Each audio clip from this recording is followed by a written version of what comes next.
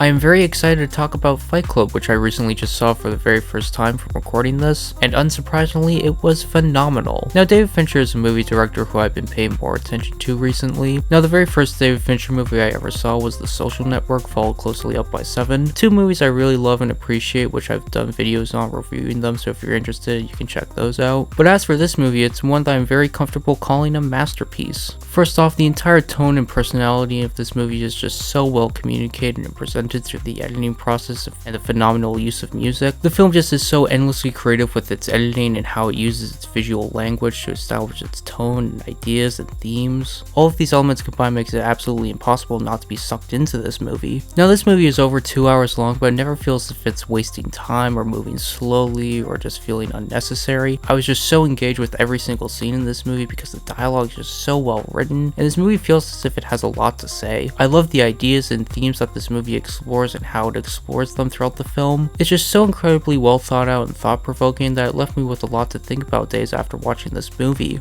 In fact, thinking about it right now makes me want to watch it a second time to pick up on more details I might have missed the first time I saw this. The phenomenal writing doesn't just apply to the story and themes in and of itself. All the characters in this movie are just so incredibly well thought out and well written, and each performance in this movie is absolutely perfect and everyone feels as if they fit their character very well. I particularly love Brad Pitt and Edward Norton's relationship and dynamic throughout this movie. It's just so much fun to watch these two engage with each other, and it certainly leaves you with a lot to think about. I absolutely love the narrative in this movie. Not only is it super engaging with a lot of twists and different information being revealed throughout the film that is just so interesting to think about, but this movie is really unique in how it decides to present its story and characters. There are a lot of different methods that this movie uses, such as narration and fourth wall breaks. It's all very creative, and it certainly feels like this movie knows how to utilize all those aspects to its advantage. Not to mention that the twists and turns and reveals in this movie are not just pointless gotcha moments like other movies, but it certainly leaves you with a lot to think about and is fitting with the themes and characters of this movie. Now, overall, this is a movie that deserves to be analyzed, but I don't think I want to do that right now.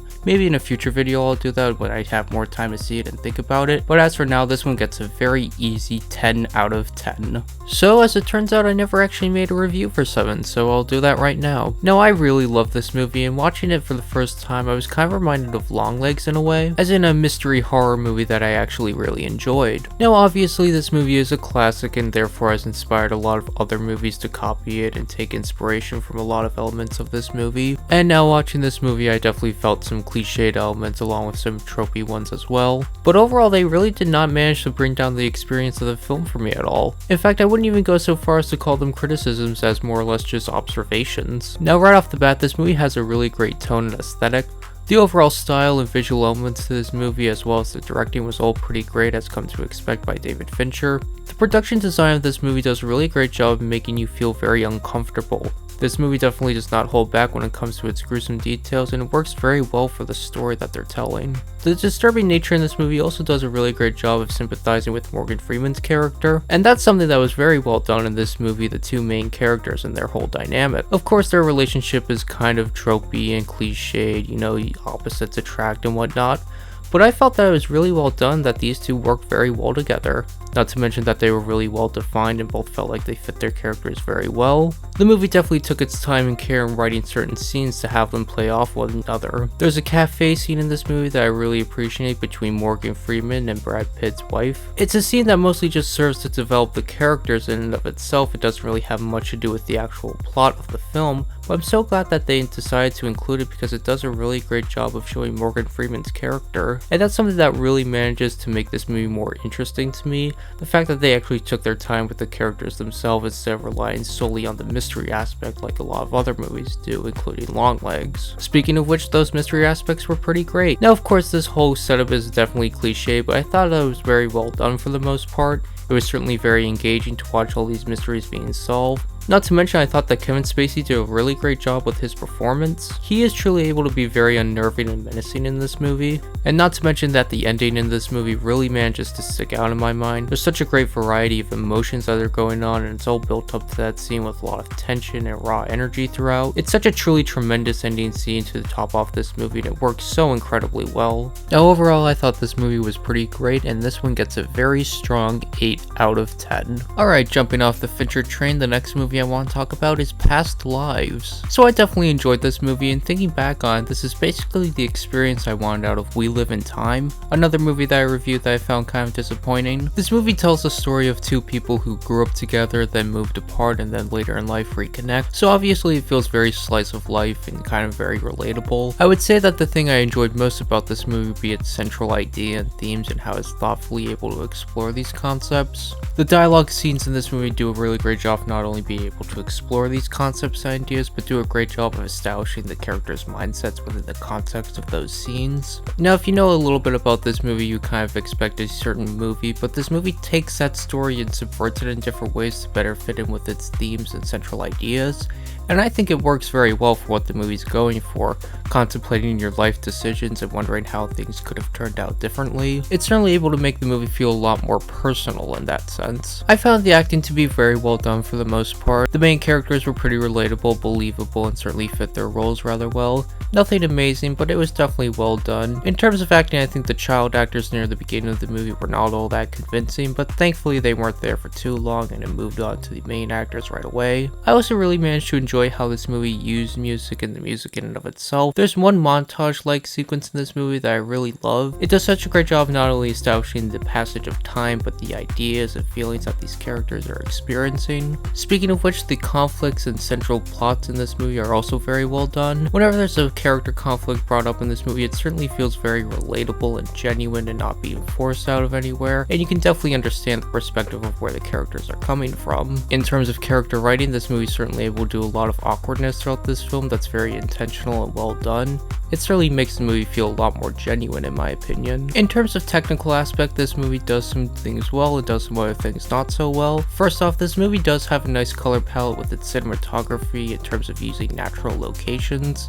It's very nice to look out throughout certain scenes, but in other scenes of this movie it feels like things like computer screens and phone screens are out of focus and you can't tell what they're saying. It's not a huge deal, but definitely when I was watching this movie I kind of wanted to know what they were typing on their screens, especially when it was communicating information. But overall, the visual style to this movie was very well constructed and felt genuine at certain points. I also want to go back to talking about the story and plot throughout this film for a minute. I'm really glad that this movie decided to go in a less cliched manner. In fact, there's even a scene where the two characters are talking to each other about how cliched this story could turn out and how awful that would be. It was a nice thing to add into the movie to allow the audience to know what was going on, that they were self-aware. And this isn't just a pointless scene that does anything like, hey, we're being self-aware. It actually manages to explore those two characters and the central ideas in this movie. Those regarding choice and destiny and fate and how you end up in a certain point in your life. And now overall, you can definitely tell that I certainly do appreciate a lot of aspects about this movie. It's not amazing in my opinion. If I had to make a few criticisms, I would feel that certain scenes and overall the whole movie is a little bit too long for what it is. But other than that, I think this was a very well done movie. Not amazing, but definitely very good. And I could totally understand people feeling a lot more deeper connection to this movie than me, so I would definitely recommend you check it out. So this one gets a pretty good 6 out of 10, and I'm excited to see what the director does next. Alright, the next movie that I want to talk about in this video would be The Zone of Interest, which I have some incredibly mixed feelings about. Now I want to start this off by saying I really enjoyed parts and certain aspects about this movie, and I definitely recommend it to people, but I just feel as if there are some things that you should be aware of before going into this movie. The first thing to get out of the way is that this movie is pretty slow, which in and of itself is not much of a criticism. It really does take some time to get to the central beats of the story, and this movie is really meant to think about the characters and what they're going through and kind of let you sit with that, and that's something I definitely want to encourage. Just for me personally, watching this movie the first time, it kind of caught me off guard a little bit. The slow-paced nature to this movie and the way that the story is structured certainly made me feel out of touch with it for a little bit. What I mean by that is that I don't feel like I was really able to get strongly invested as I wanted to. Now this can range from different people, and thinking about it now and watching this movie for a second time, I could imagine that I would be much more into it. But for something right now, that's just something I thought I should throw out there because it might affect some people's viewing experience. But an aspect to this movie that I really do enjoy is the strong cinematography and the visual style to this movie. Now the visual style / method to this movie is not only incredibly strong in its just pure aesthetic look, but it also lends a great advantage to how this movie was filmed. The way that this movie was filmed, it was filmed with many cameras shooting the same location in different angles, so it does a really great job of allowing the characters to play out an entire scene and really go through a variety of emotions, showcasing their abilities. And I thought that the performances in this movie were very strong and well presented. Now near the end of the movie, there's a certain visual sequence that I really love and does a great job of showing the main character and where he is at that point in the story, not to mention his mindset throughout the film. Now, there are a few aspects to this movie that I really want to talk about, but I would consider them somewhat spoiler related, so if you don't want spoilers for this movie, then click to this point in the video. Now, as I said earlier, that the pacing of this movie was a little bit weird for me, and I want to talk about that with some specific aspects and elements and scenes that I really like. I felt the way that this movie was able to approach its subject matter and not actually showing things visually in its entirety and leaving certain points up to your imagination was very well done. A man was cleaning up the blood from the boots of the man that walked inside, that's the camp leader to Auschwitz. I felt that was very well done and natural, and just giving you that nice piece of information there that this is kind of just blended into their day-to-day lives,